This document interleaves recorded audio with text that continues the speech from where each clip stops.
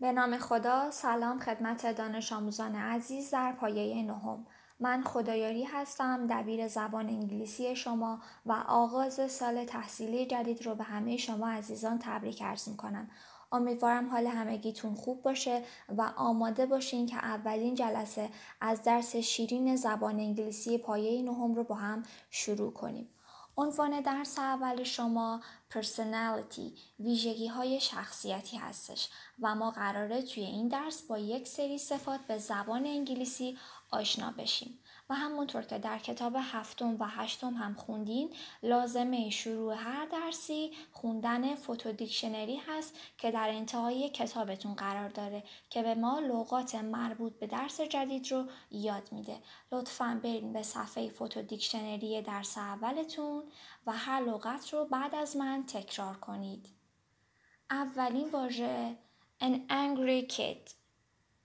an angry kid. angry به معنای عصبانی هستش. یکی از پرسونالیتی های افراد. یکی از ویژگی های شخصیتی برخی از افراد صفت angry به معنای عصبانی هستش. کید هم به معنای بچه. یک بچه یا یک کودک عصبانی. A brave soldier. A brave soldier. brave به معنای شجاع هستش. soldier هم به معنای سرباز.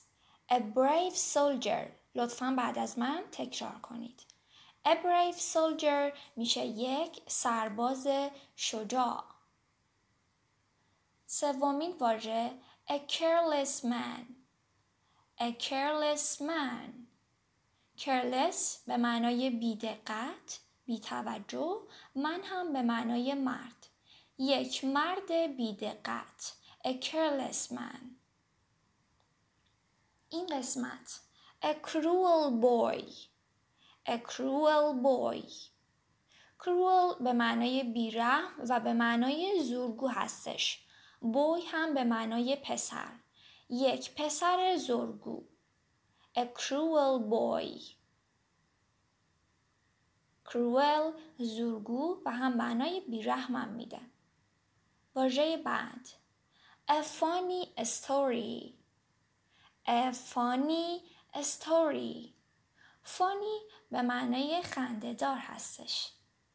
story به معنای داستان. A funny story. یک داستان خنده‌دار. A neat person. A neat person. neat به معنای منظم، مرتب و person به معنای فرد هستش، یک شخص. A neat person. یک فرد منظم. قسمت بعدی a nervous boy. A nervous boy. nervous به معنای مضطرب و دستپاچه هستش. nervous دستپاچه، boy هم به معنای پسر. A nervous boy میشه یک پسر مضطرب. واژه بعدی a quiet place. A quiet place. place به معنای مکان و quiet هم به معنای آرام هست. A quiet place یعنی یک مکان آرام. قسمت بعدی a rude kid. A rude kid. rude به معنای بی‌ادب و kid هم به معنای کودک یا بچه. A rude kid یعنی یک بچه بی‌ادب. واژه بعدی a selfish person. A selfish person. همونطور که میدونین این person رو الان تو مثالای قبلم داشتیم. person به معنای شخص، به معنای یک فرد و selfish هم به معنای خودخواهه. همونطور که تو عکس هم میبینین کل کیک رو برداشته و به این شخص چیزی نمیده. A selfish person یعنی یک فرد خودخواه.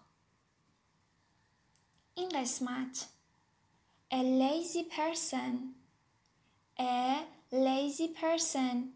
lazy به معنای تنبل، person هم به معنای فرد.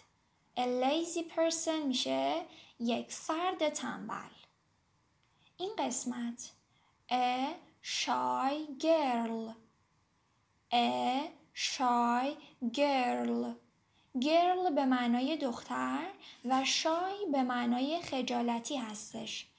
A shy girl یعنی یک دختر خجالتی.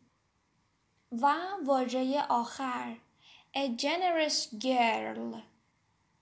A generous girl. girl به معنای دختر و generous به معنای بخشنده. تکرار کنید با من. generous girl.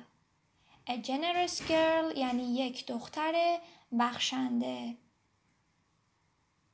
این از قسمت واژگان تصویری ما.